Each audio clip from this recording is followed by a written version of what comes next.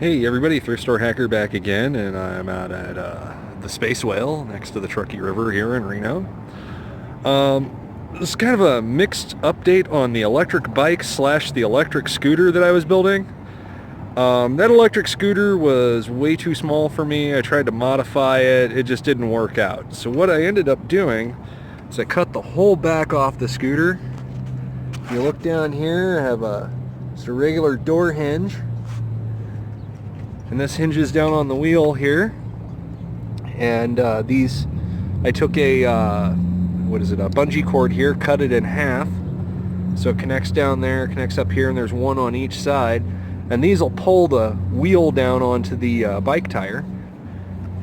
And I'll give you a little demonstration. Now it works pretty good. It's only 125 watts at 24 volts. It doesn't provide a whole lot of power. That was kind of one of the things with the scooter that I was having problems with, besides the size, is it just didn't have enough power for me to pull, for it to pull me and the batteries and all that stuff.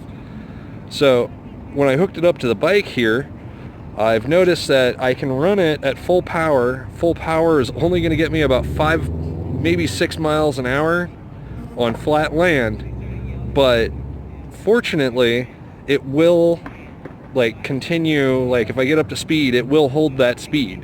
So if I use the pedals, pedal up to speed, hit that and engage it, it will keep me going about 5 to 7 miles an hour wherever I'm going. Now if I'm going down a hill and I want to save power or something, I've rigged the brake here, as you can see, and this lifts the wheel off the tire. That way there's not continuous drag when I'm just pedaling and not using the electric. I can lift it up like this, coast down a hill, put it back on, and it'll help me power up the next hill. But yeah, the electric scooter project, the wheels just fell right off of that. It just did not work out for me. As you can see, I removed the big heavy motor off the back and still have the batteries. These batteries are running that little motor, so I should be able to get some really good range out of it. So let's hop on the bike and take a quick test ride, and I'll show you how well it works, and we'll talk about addressing some problems with it.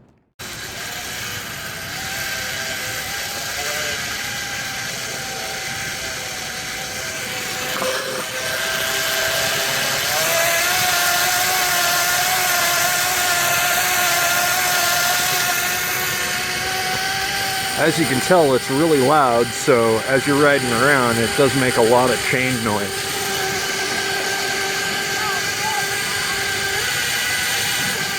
And I think my wheel's slipping a bit too, because I can gun it, you can hear it pick up RPM, but the bike isn't picking up much speed, and then it'll catch and start taking off again.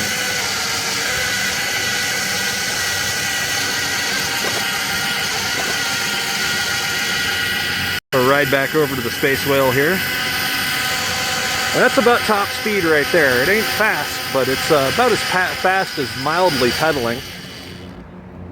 Go right between the sculpture. Whee!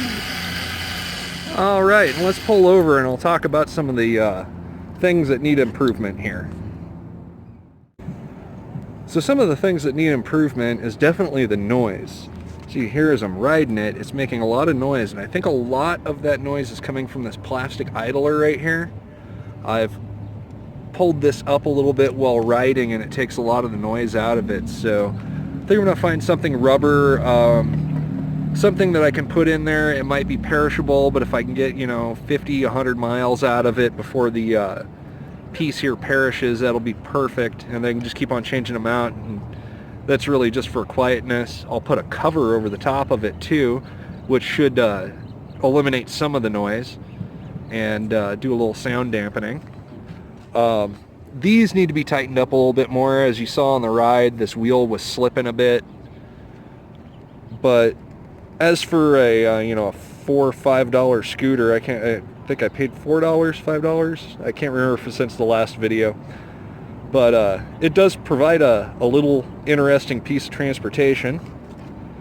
The batteries have not had a good life. They're probably at about 60% of their original full capacity, but they'll work perfect for this small motor and get me a lot of mileage. They were dying out after about 1.5 miles on the big motor. But I have some 18650 battery packs coming to take care of that, and we're going to be building those on a different video. But all in all, I think it's pretty good. I have everything else worked out. I just got to eliminate some of that noise there, get a little bit more weight on there, or get a little bit more pull on these.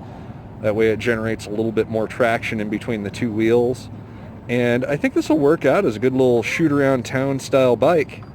The big thing too is I have the pedals hooked back up like I didn't have with the big electric motor because it was being chain driven straight down here. But the pedals are a definite help. Since this is a beach cruiser, it's got a coaster brake, and I was able to eliminate that other brake that I put on the bike and reuse the